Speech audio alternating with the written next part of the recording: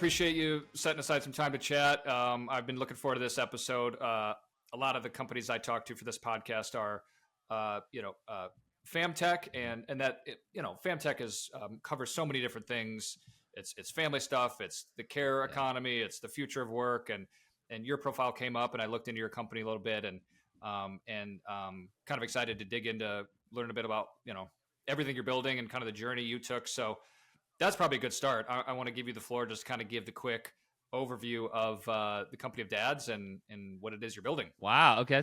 That's a great first question. Big and broad. To answer the actual question, the company of dads is a media company, community platform, and workplace educator aimed at helping families fulfill their full potential. And, what does that mean? The media is a podcast, a weekly newsletter. We have a great feature called the Lead Dad of the Week, in which we profile men who are lead dads. We define a lead dad as the go-to parent, whether he works full-time, part-time, or devotes all of his time to his family. We say in many cases, he's also there to support his wife or partner in whatever they're doing. We say many because, 18% of fathers in the U.S. are divorced, widowed, or otherwise single. And the last part of that is we say he's always an ally, an advocate to working moms and caregivers in the office. The community part, pretty obvious, online in-person events, and the workplace education is where we help to sort of, create change. And we get brought in by, companies from Bright Horizons to, I did a great talk. You're in Chicago. You said the Bank of Montreal last year.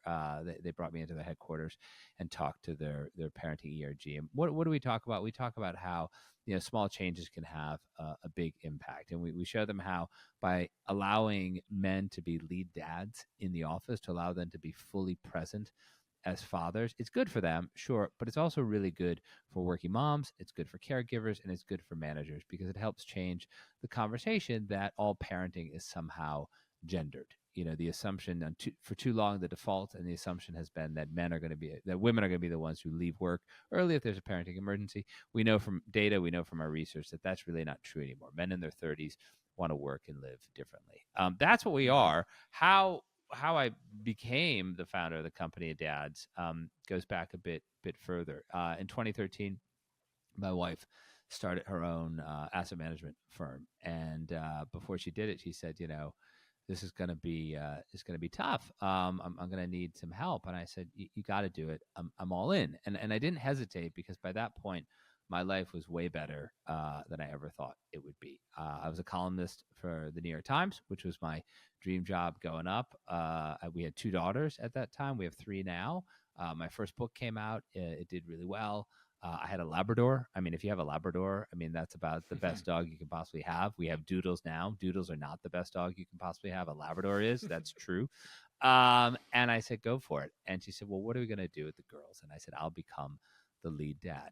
And I was able to do that because I was established enough in my career. I jokingly say I was a medium deal at the New York Times. And so medium deals get left alone because we produce, we can manage things. And I wrote another book. I started writing about golf as well as being a business columnist. We had a 3rd child. I was able to manage being a lead dad, and my wife was fulfilled in starting and then building her business. But from 2013 to 2020, I was an undercover lead dad. And one might ask, why would you want to be undercover about this? This is nothing to be ashamed of, but I was undercover because I didn't see any representation. I didn't see any other dads in this role. I saw lots of moms, saw lots of nannies and au pairs and caregivers otherwise, but I didn't see any other dads in this role, at least in my town, which is a suburban New York City town. And then at work, I didn't really want to put my hand up and say, hey, I'm Paul Sullivan, lead dad. It was tough enough when I'd write a book to sort of carve out time to do stuff around the book. I loved my job. I loved everything about being a columnist at the New York Times. And I was afraid that if I put my hand up, it might somehow hurt my career. These are common things that I now know today that men who want to step into this role fear. They worry about losing their sense of masculinity, that somehow caregiving is not masculine. And of course, they worry that they're going to take a hit at work. Now, every working mom in the universe will say, cry me a river, Paul. There's something called the motherhood penalty, and we've been dealing with it for ages. And I agree. And I say, look, 2 things can be true at the same time. We're trying to bring about some change. And so COVID hit, like many families. We had the luxury of working from home. But we did not have the luxury or the experience of knowing exactly how to do it. And it was overwhelming because I was able to be the lead dad and a New York Times columnist and a book author and a public speaker because my kids were in school. And when they weren't in school, they're in summer camp. And when they weren't in school or camp, I knew in advance. And we were able to, make a plan. We didn't have to, when summer vacation is, when Christmas happens. We didn't know when COVID was going to be over. And that really started me on the journey to say, like, how many men out there are lead dads? And that was the first, aha moment. About 25 million men in the United States are lead dads. That's a third of all fathers. And it's being driven by guys in their 30s who want to work and live differently. And the second part is I talked to female executives with kids. And I said, what do you think about this? And that was the crucial feedback I got. You have the data, but if you don't have the story and the anecdotes, it's not all there. And they kind of fell into three groups. Like, this is awesome. My husband did this. His friends made fun of him. They called him the house husband, but he didn't care. So he kept going. At the other extreme, women who said, hey, my husband could never wrap his head around this. It made it really difficult. It really impeded my career. We got divorced X number of years ago. I hope you can help people so this doesn't happen. And then the sweet spot was really people who were saying, look, I love my husband. We had a great time when we first met, had some kids, but my mental load, to use a phrase that Eve Rodsky used, my mental load is building up, and he just doesn't get it. Can you create a lead dad boot camp? So obviously, the first group of guys to join the company dads were those guys who were all in, formerly known as house husbands, now calling themselves lead dads. And the second group that we're really targeting are those guys who, have the capacity, have the ability, their family has the need for them to step up in a lead dad role. Will they do it? Can we empower them to do it? Yeah.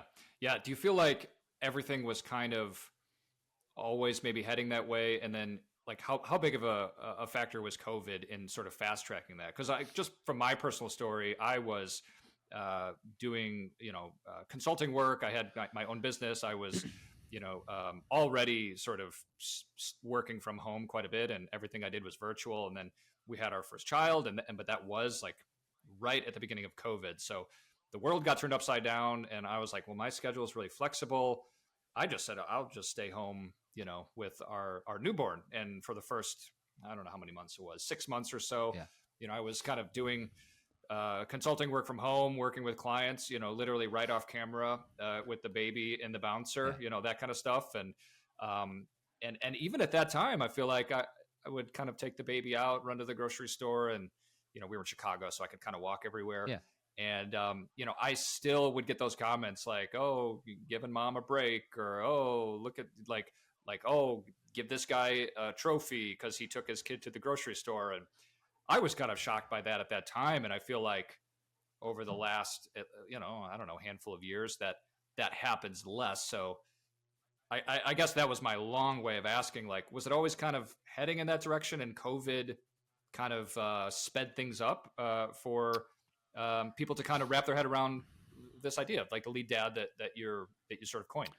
I think, and if I recognize a bigger trend, I think COVID really put it all out into the open, because when we're all working from home, if you think back, there's a famous guy called the BBC dad, and this is like 6-7 years ago. He was in South Korea.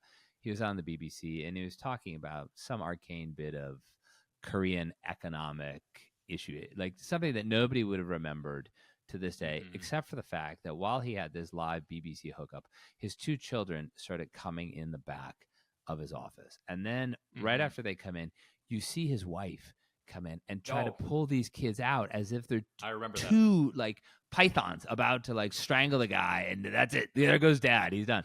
And that was, and he never broke character. He kept talking. It was fine. And it went viral, went around. That was only about 2 years before COVID happened. It seems a lifetime away. But today, if, somebody walked in my door behind me in the middle of our podcast, we wouldn't think anything of it. And so in that time of COVID, where companies had the choice of either you figure out how you work from home or you don't work, what are they going to choose? They're going to say, figure out how to work from home. And that really broke the fourth wall of work-life separation. You could no longer pretend that you would go to work and not really have a family, or you only had these images and the photos on your desk. It really made it so that people had to understand that working parents had a lot more, and caregivers in general, but working parents we're talking about here today had a lot more on their plate that they were balancing, and that's really what set that. For me personally, if COVID had never happened, I probably would have stayed an undercover lead dad.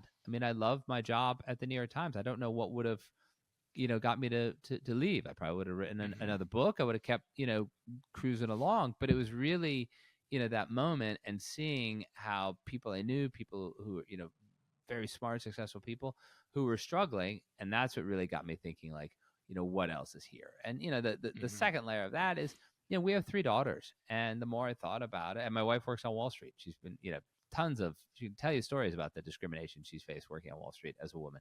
And so I think maybe I can play some small role in helping companies think differently about care and start to make it less gendered, so that men who want to step up and be lead dads aren't penalized, just as women who are leaving that lead parent role to their spouse or partner, they're not criticized for doing it. So if I could play a small role in that became my goal. But I don't think any of this would have happened if not for COVID and all of us suddenly working from home and being on Zoom most of the day. Yeah. I mean, it certainly shook things up across, not just work, future of work or the current state of work, but I mean, pretty much everything. Yeah. At what point was there an aha moment, or just like the little initial kind of the nugget of like the idea that you had, like, I'm going to go like actually build something around this idea? What was that sort of that first spark? Yeah, I guess there's sort of 3 moments, and the third is the most, I guess, aha-y of all the aha moments. I mean, the first was really going to the Bureau of Labor Statistics, the U.S. Census, Pew, and realizing that a third of all fathers in the United States were lead dads by definition, and that there was no community for them. Whoever's watching this can see in the background, there's golf and books. Those are my 2, hobbies. And there are any number of ways you can engage with people who like books and who like golf online.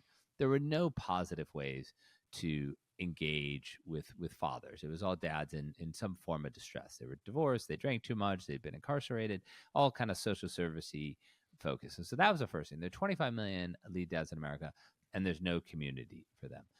The second was, talking, as I said, to this broad swath. No, this part's not scientific. This is just people, women in my network, talking to them and understanding, how they looked at, that mental load of parenting.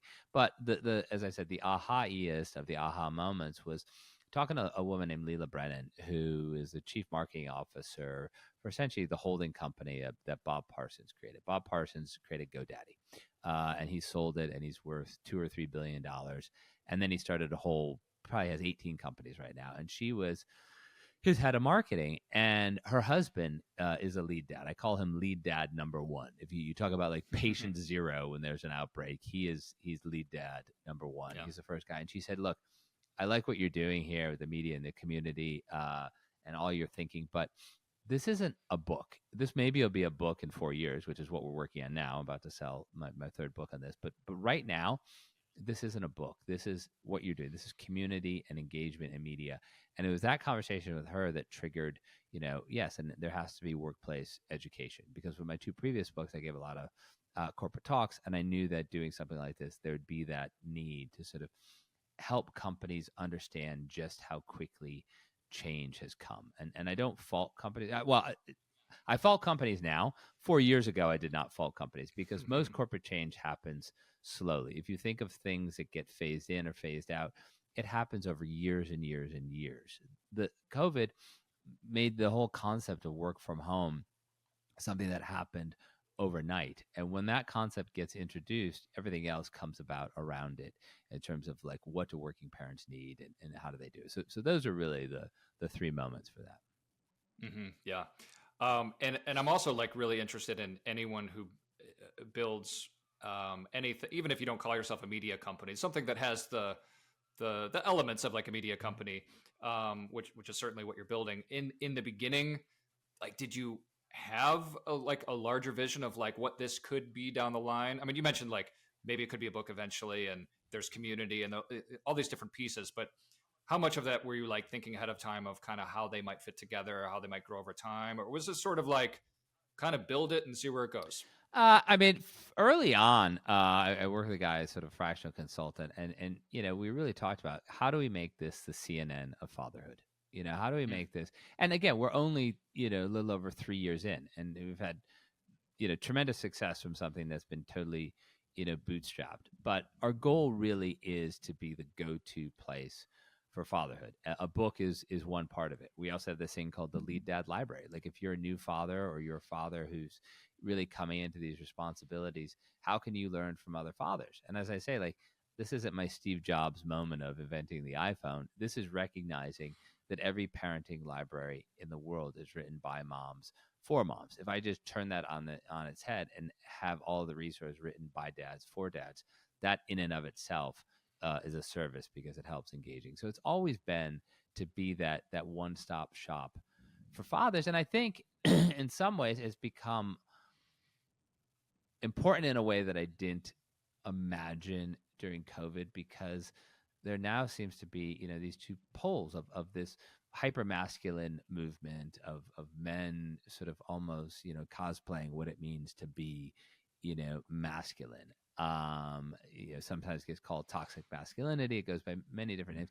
And then on the other hand, you have the reality of this large number of men who are leaning into care. And I guess in some ways I knew there was always going to be that friction between care and masculinity, as if they were mutually exclusive. And knowing that, one of the first things I did, one of the first podcasts we ran, was with a guy who played 10 years in the NFL, won a Super Bowl, and today, a couple years into retirement, he's got full custody of his two daughters, and he is both as masculine a guy as you could imagine in America, a Super Bowl champion, Yeah. but also a deeply caring, father of two girls. And so his name is Najee Good, and having Najee part of the company of dads early on was really important, because people could see, like, okay, that's a guy I might aspire to be. And one of the things we've always tried to do with this phrase lead dads is make it something that is aspirational, not something where,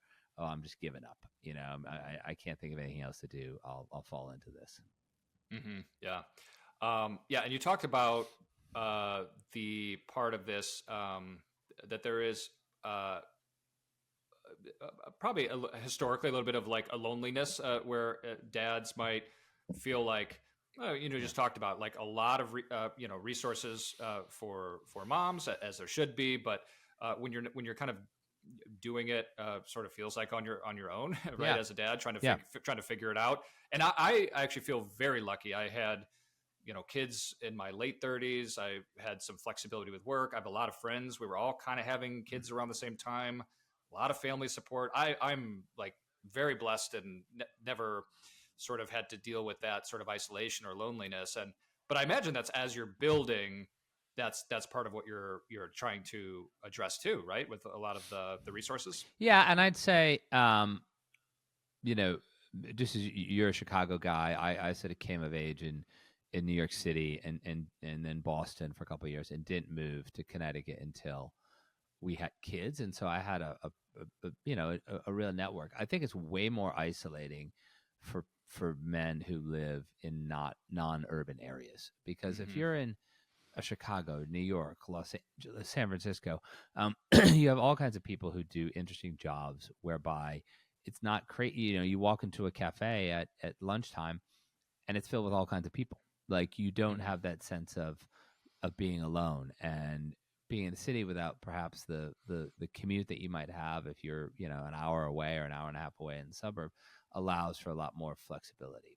I think for the majority of people, men in the United States, there is this feeling of isolation, or if not isolation, at least silence. And that's why I talk about my years as an undercover lead dad. Like, I didn't really care that I didn't have a lot of other friends who were lead dads, but I had a lot of other friends, and then I had work friends, and so being undercover about it wasn't a problem. But once I broke my cover by writing about it in the New York Times, and then leaving to start the company of dads, I was really heartened to see how many other dads are in this role, even in my small suburban Connecticut town, and they reached out because They want it to be part of something. Just as, if you have a favorite football team, you could go anywhere in the country, and if you see somebody wearing that same jersey of your favorite football team, you'll feel an instant connection. We wanted to create something where if you met another lead dad, that would be your first point of connection. Whatever else you did in your life, what combination of kids you had,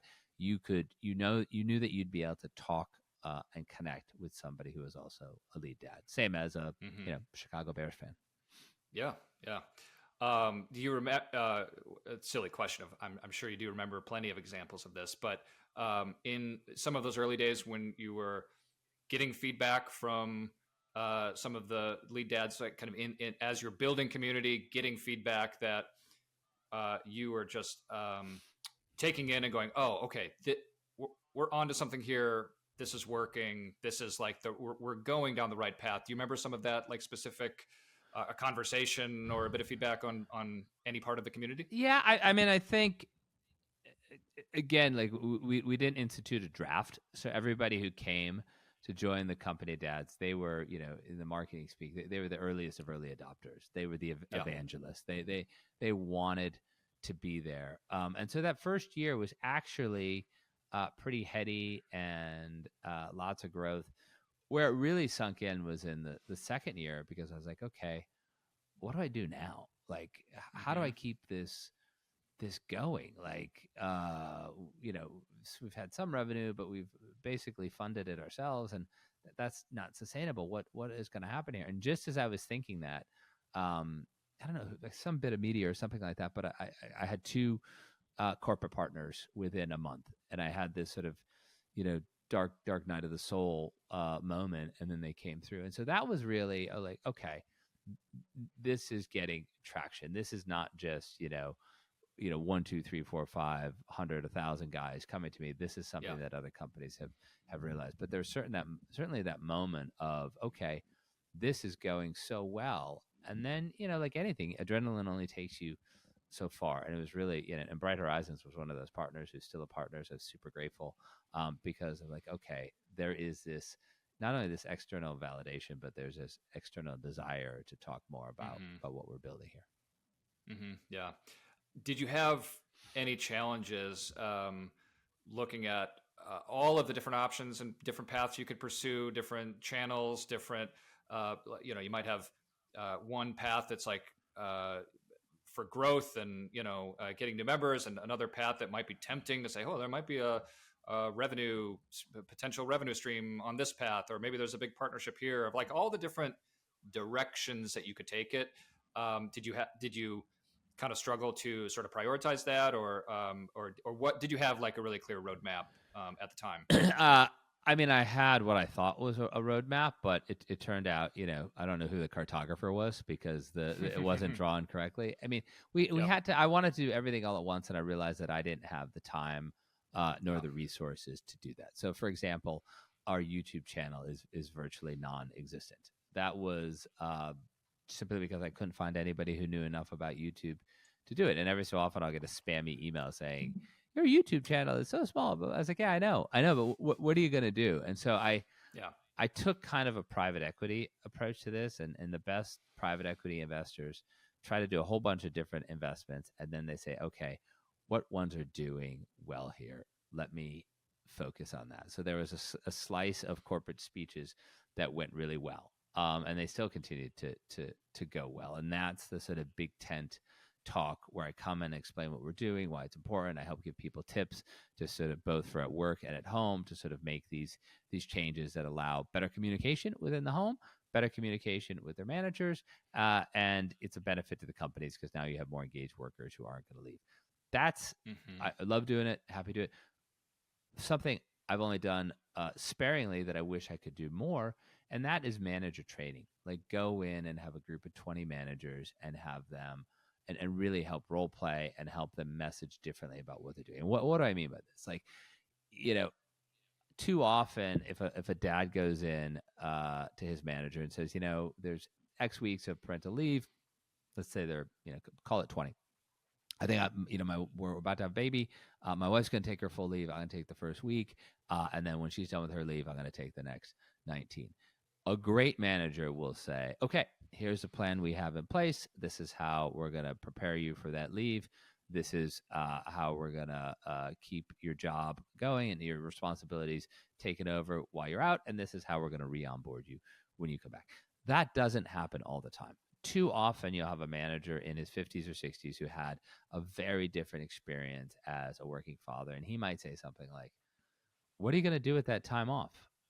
Like, is that like vacation? Like, I mean, how many diapers do you have to change? And this is not shit I'm making up. This is stuff that people have told me. I experienced a version of this, at one point myself with my third child. And that discourages those guys from taking the leave. It makes them think that their company is lying to them, that they're disingenuous when they talk about family first. And it also keeps anything to do with parenting gendered. Now, in a big top talk, I can address that, but I wish companies would invest more in the manager training the way they do in hiring XYZ consulting firm to the greatest HR plan the world's ever seen. So that's a great example of I had to pivot. I told you about the YouTube one. Another one is, we realized we're doing really well on LinkedIn and okay on Instagram. So we leaned into those as our social media platforms. We didn't have enough, bandwidth to do other things. I think one last example is at one point I wanted to create this auxiliary podcast called the Global Dads Council, and we would talk to 3, 4, 5 dads from around the world, and sort of bring that different perspective. We tried it for a couple months, got some great guys. We did it, but it didn't turn into a conversation. It turned into, oh, in the UK, we do it this way. Oh, in India, we do it this way. Or, oh, that's not how we do it in Singapore. So instead of it being more robust, it became a laundry list of things that kind of separated us more than we brought us together. So I just, I had to shelf it because it wasn't worth the time. Yeah. And I imagine too, like having all of these different things that you want to try and kind of prioritize, and you're sort of going all in a couple areas and probably testing other stuff. You said we a couple times. What did the team look like? I imagine probably like you said, a small kind of founding team, but like what did the team look like, and were there other like partners that you're working with when you were kind of trying to pursue some of these other areas? Yeah, I mean the team now is 4 people. Each one has really kind of designated roles around audience engagement, web development, the podcast, the social media, and then I'm sort of the guy out front, selling to companies and creating a good amount of content. And then we have some freelancers who come in here and there and write stuff. In the beginning, I hate to tell this part because it's not so much because it's embarrassing, because it's painful. I hired a person to create the platform who wildly overcharged me, did not have the experience or the expertise to do it. And I've had to essentially rebuild all the back end of the Company Dads platform subsequently. And that was super painful because it was where I was naive as a first-time founder. I was naive because I spent my entire career at big media organizations, which, however dysfunctional they may be on the inside, they're staffed with people who are really smart, really driven, and if they say they can do something, they actually do it. I realize in this place called the world, that's not always the truth. Like, if someone at the New York Times says, okay, we're going to do this, you pull together a team, and whatever the deadline is, you hit the deadline. And this person who built out the company, I remember getting like an anonymous I remember getting an email from this guy who was working with her as he went out the door, and he said, I wouldn't trust her. She can't really do this. And I said, oh, that's just sour grapes. I'm not going to believe that. But it turns out he was right. And it cost me a massive amount of money. And the second is I brought in this guy who'd help build a similar but different platform, different space, but similar idea. And he had raised money, and I thought this would be great. And he came in, nice guy, not a bad guy. But as we got to know each other better, I realized he hadn't really raised the money he said he'd raised for this previous company. They had met one sort of angel investor who wrote them a gigantic check because he thought it was such a great idea. He's obviously, I can't even make this up. He was an heir to a potato chip fortune that we would all know if I said it on air. And to him to write this 7-figure check, it meant something, but it wasn't like, that substantial. And I had been under the impression that this guy I brought on had maybe reached out to 30 people to raise that amount of money. I didn't know he had one potato chip heir who could cover the whole cost. And when that wound down after a year or so, maybe not a year, maybe 8 or 9 months, I said, you said you could do X, Y, and Z, and you didn't do it. And he's like, yeah, I didn't do it.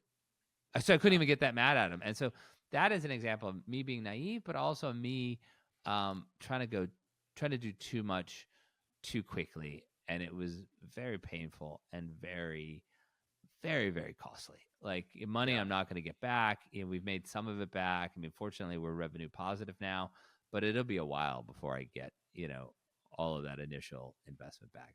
That's super painful. Thanks a lot for asking that, Dan. You seem like such a nice guy, jerk. I know your whole posture changed, reliving the madness. Unfortunately, it's like as you're talking, I had the same reaction because I worked with a startup once, and we brought in a guy to do a bunch of development, and it's just funny how you like learn these little lessons that it went horribly, and it was like we documented how bad it was, and had to like ask him to like pay us money back, and it was like a nightmare. And then I just out of curiosity kind of, went back to his website weeks later, months later, and saw, some of the logos of the companies that he had worked for. And it's like, I'm just out of curiosity, because I was going so mad about this whole thing. I'm like, I'm just going to see how those other companies, what their experience was. And sure enough, like 2 of the companies I reached out to said, wait, he's promoting us, our logos on the website. We had the same experience as you. Like, we're going to call him immediately and say, take our logos down. So that's something we could have done in the beginning that unfortunately would have saved a lot of time and a lot of money, but lesson learned, right? Yeah. And the downside of it, many downsides besides the financial loss, is now when someone approaches me, it's like, death by monthly retainer. Like, for $2,000, $3,000, $5,000 a month, we can do X, Y, and Z. And I'm like, I don't know if I believe you, or, it's, and so that's certainly held us back in some capacities and caused us to grow more slowly, but, I don't, won't want to make the same mistake twice. Yeah.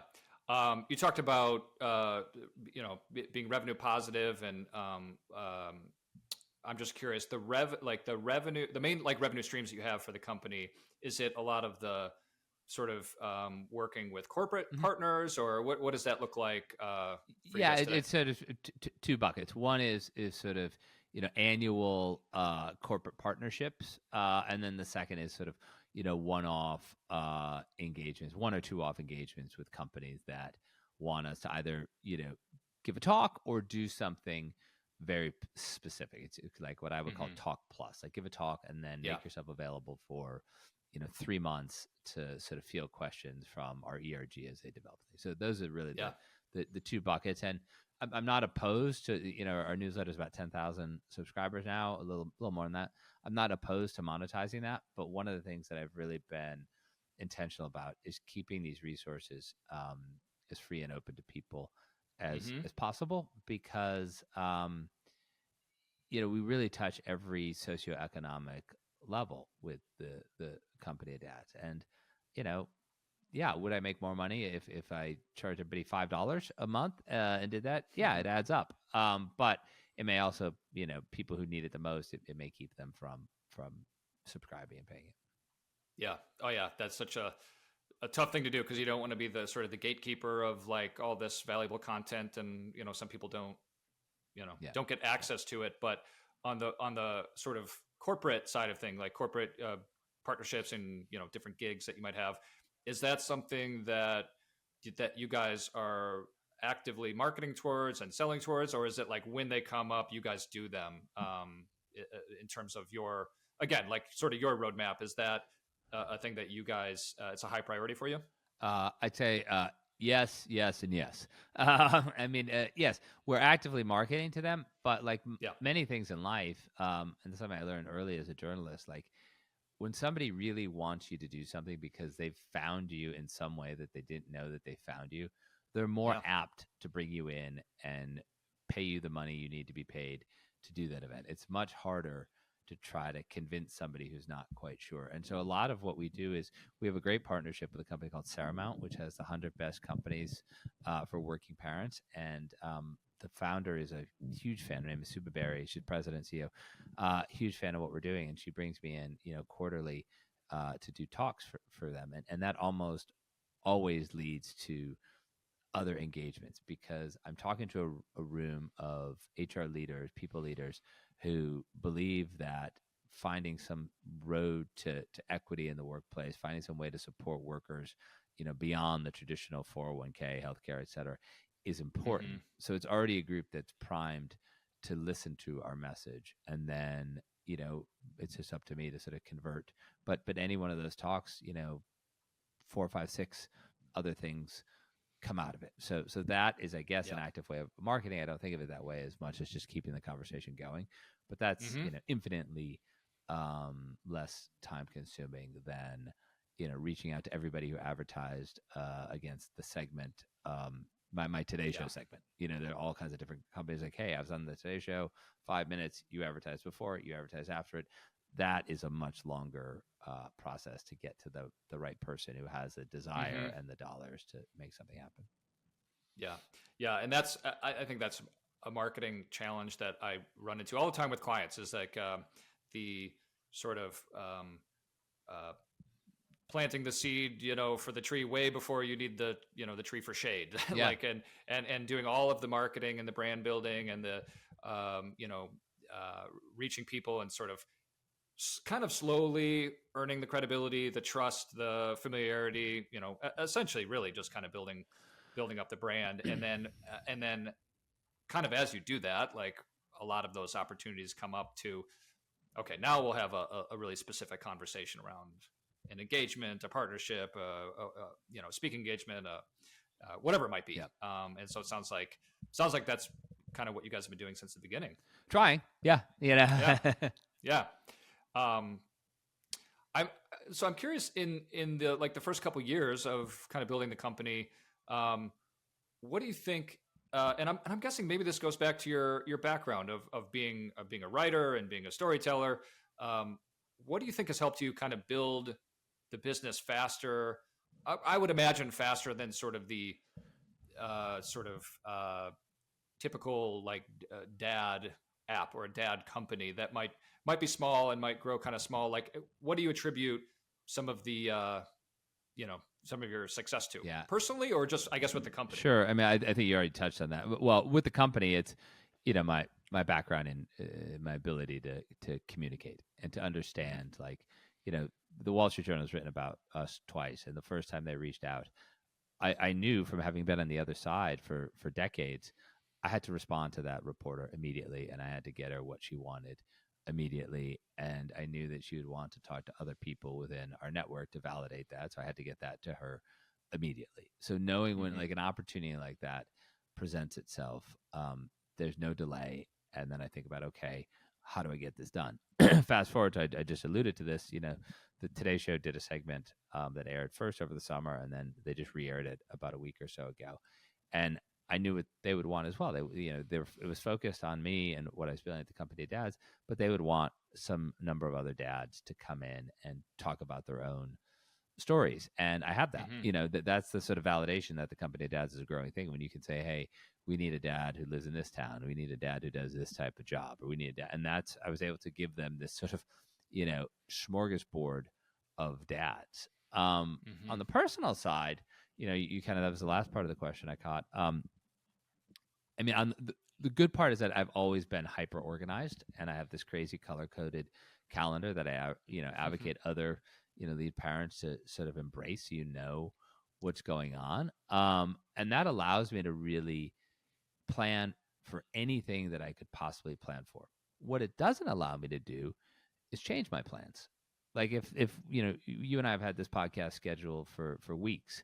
If you suddenly say, hey, Paul, I need to start it an hour and a half later today, I would have said, I'm sorry, Dan, that's not going to work. There's like zero flexibility. And corollary to that is, I have to build it at the speed of dadding.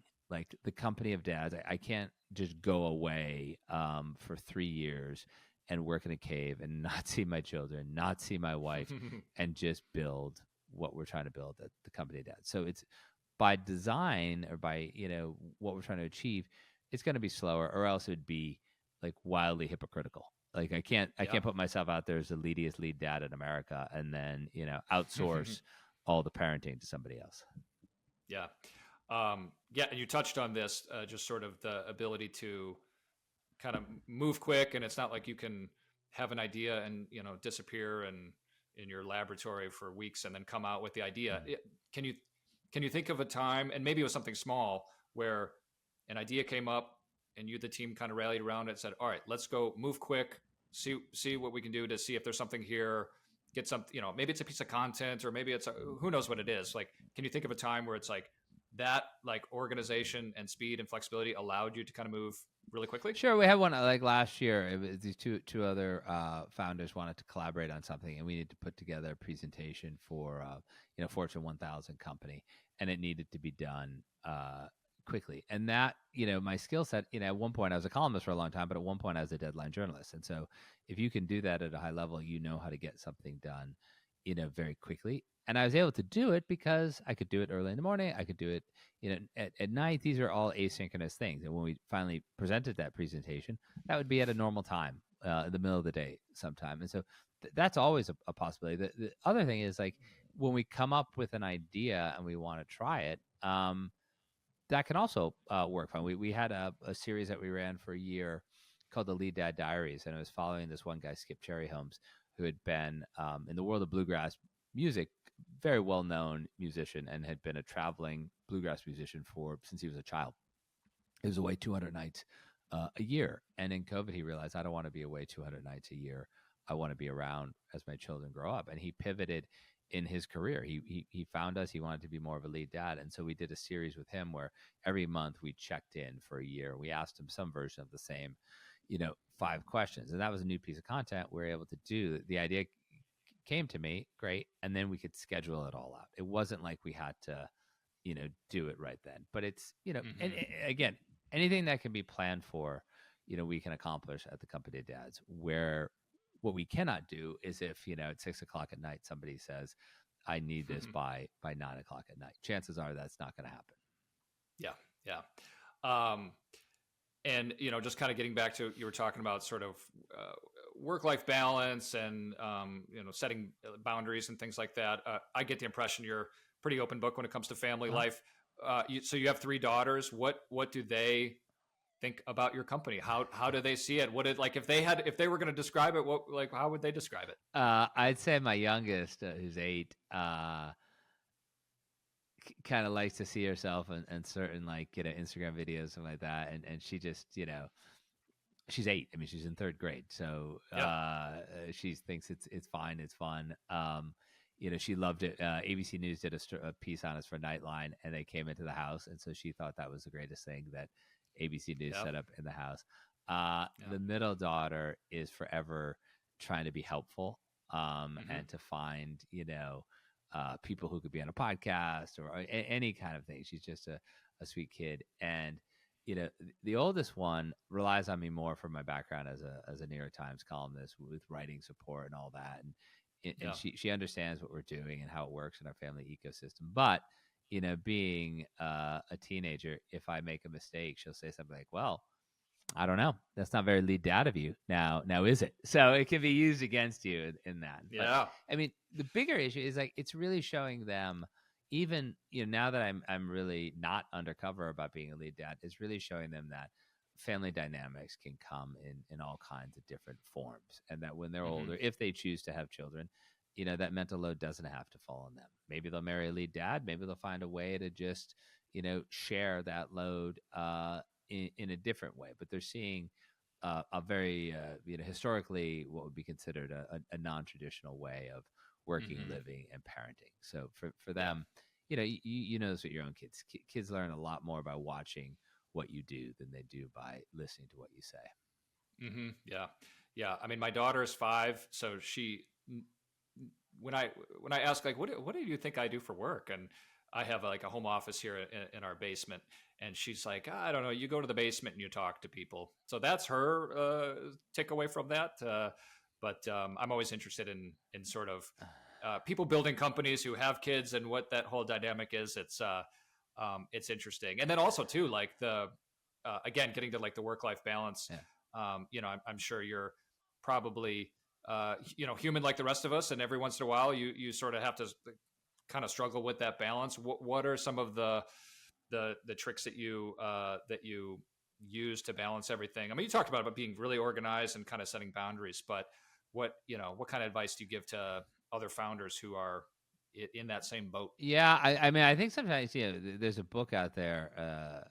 Somebody recommended me years ago called "Body Keeps Score," and it's really an interesting concept that if you push yourself too far, too hard for too long, your body will keep score. And so I don't always get to bed when I'd like to get to bed, but if I can and I see something like, okay, I could answer that email tomorrow, I could do that tomorrow, I'll try to go to bed at a normal time. And that's in those mornings when I do, I wake up, feeling a lot better. I think the other governor is just knowing that, okay, every day I need to maximize the hour between 9 and 3. At the company dads, we call that a care shift, but I need to maximize those hours for all the things that I need to do where I have to look at other people. Now, I'm, going to take my daughter to something this afternoon, and, I have to be there, but there's nothing for me to watch. I'm just sitting in a waiting room. And so I will, bang out a whole bunch of emails then, at night. I'll have time and I'll bang out. So I try to really, organize the day so that I'm not wasting prime time. Like right now, talking to you, not wasting it, sending emails or doing something that I can do at a different time. But and then the other governor is quite honestly, and I mean this in the best possible way, not in a critical way at all.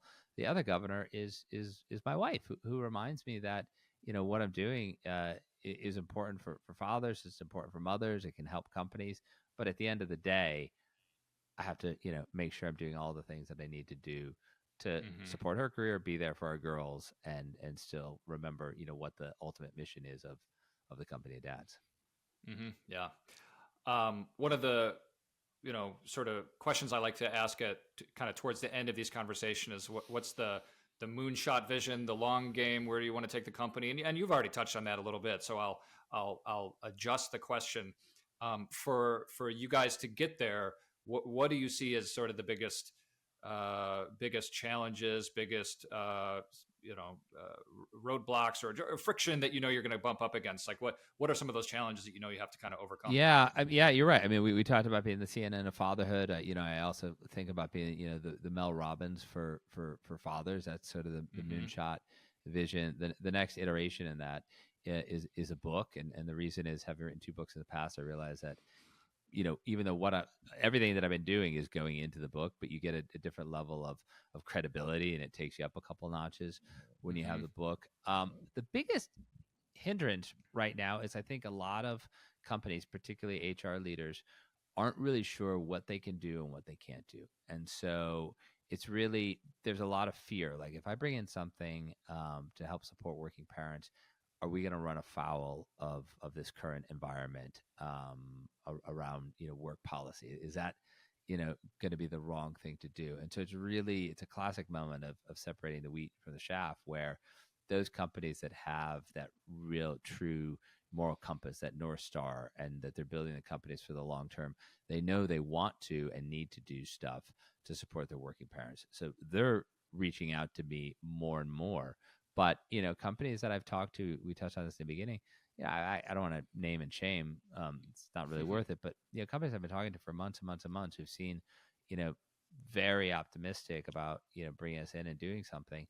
They're fearful now, and they're fearful because, so much has changed in a year on this climate around, not just being focused on, work, but focusing on the actual employees who do the work. So that's the biggest impediment right now. So I just have to stay positive and, know 2 things. One, the great companies are still reaching out. The great companies still want to build this resilient workforce, and, selling and writing a book will help us, leapfrog and see how the world is in 2 years. Yeah. And you mentioned just kind of kind of keeping your head down and creating content and keeping the sort of your target audience like at the center of everything you do, and doing stuff with them in mind, whether it's the podcast or even the book that you're working on. Do you find that as sort of the thing that you can, even though you have the big moonshot vision and you have all the stuff you're working on, do you find that those are the things that kind of stay consistent throughout everything? Yeah. I mean, my first book was a book called Clutch: Why Some People Excel Under Pressure and Others Don't. And there are lots of reasons. There are 5 reasons people do well under pressure. But the easy, quick takeaway is those who are great in pressure-filled situations, who build things that last, know what they can control and what they can't control.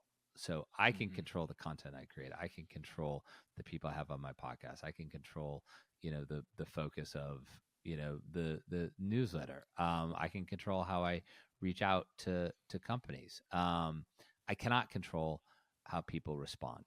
I cannot control, how corporate winds are suddenly start blowing in a different direction. I'm very fortunate that, 3+ years into it, we have good relationships with people who believe in what we're doing.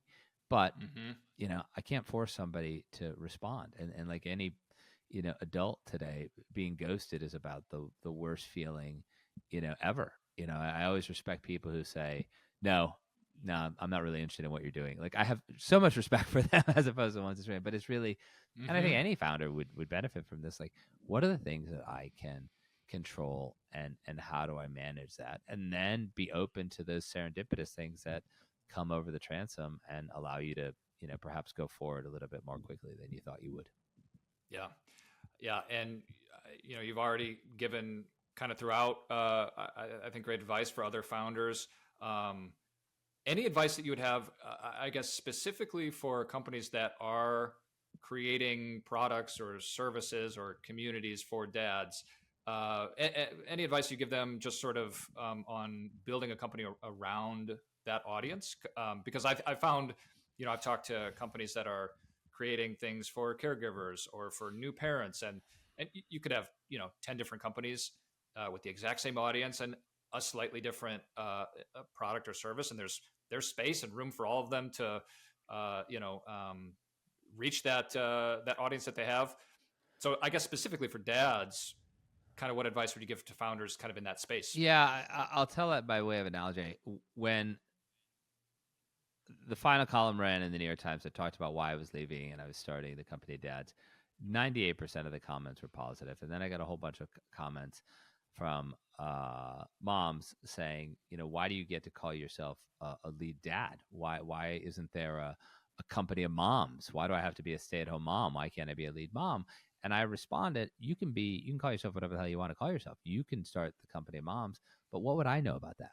I wouldn't know anything about that. I got another email after the second airing of the Today Show from a guy who said, hey, I wasn't able to be as involved as I would have liked to as a father, but I'm a grandfather now.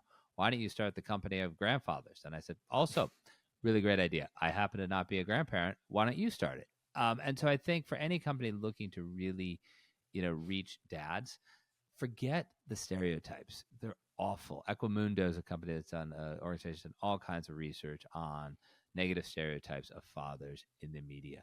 Forget that. Reach out to the company dads. Reach out to some of the other great dad organizations out there and say, hey, can you help me convene a group, in our case, as many thousands as you want, of dads, and let us really ask them what they want, because we have our finger on the pulse of like what actual dads are doing on a day-to-day basis. Actual dads, I'll say, with buying power. There are 2/3 of dads who are not lead dads. Some of them are what we call event dads. They may have the income, but I don't know if they're really the deciders on the purchases that are being made in the home or as it relates to the homework environment. Mm-hmm. We do. And so don't assume that what you've been seeing on TV is true. This is more like if you watch Bluey, maybe Bluey is more true, but reach out and connect directly with those dad consumers and ask them open-ended questions. Don't assume that how you've been marketing to them over the past 10, 15, 20 years is how they want to be marketed to today, particularly guys in their 30s. Yeah. I mean, it's comes down to a topic we could probably talk about for another hour, which is just authenticity and getting to know your audience, and like you said, forgetting about the sort of cliche. Whoa, I didn't say I was authentic, Dan. I'm inauthentic. No, I'm kidding. Yeah, I mean, this is it is like we talk. That word is so overused, and I overuse it myself. But like, what was my skill as a journalist? I never presumed that I knew the answer to the question. The only thing I knew was that I knew the questions. And so then I would go out and I'd ask the questions and I would listen. And I've done the same thing, with the company dads. Like, and sometimes you get the answer and you didn't expect it, and it expands your mind. Sometimes you get the answer you didn't expect, and you're like, okay, I need to not do that anymore. I mean, that's what you really need, companies and groups targeting dads to do, because otherwise we have, everybody loves Raymond. We have, the grumpy, disengaged dad. And it's just not, that is not the reality for at least a third of all fathers in the United States today. And, from our demographics, who have a tremendous amount of buying power. And you want to reach them, and you're going to reach them by asking open-ended questions and then listening to the answer. Yeah. Yeah. And, I'm a marketing guy, so I love to just take these kind of buzzwords, but they are absolutely what you're talking about is like all great founders, I think, are deeply curious. And that curiosity, it's the second part of what you said, it's asking all those questions, but then it's like really listening and being open to kind of taking it all in. And yeah, that's great advice for any founder in any industry or vertical. So, well, Paul, I really appreciate you sitting down with me and chatting. I was looking forward to this conversation because it's a little bit different from the ones I've had so far on this podcast, and it was fun diving in.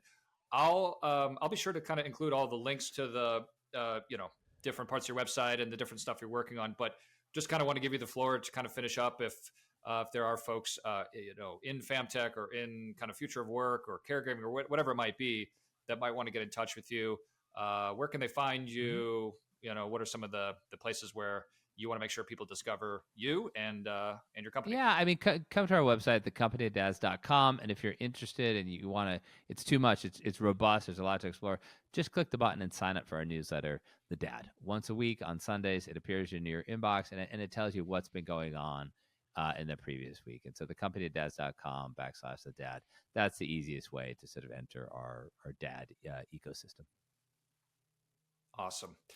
All right, Paul. Well, I appreciate it. You're a busy guy. I'm going to let you get back to your day. But I really appreciate the time, and I'm hoping we can stay in touch. Thank you, Dan. I really appreciate you reaching out, and I've enjoyed our conversation today. All right. Thanks again, Paul.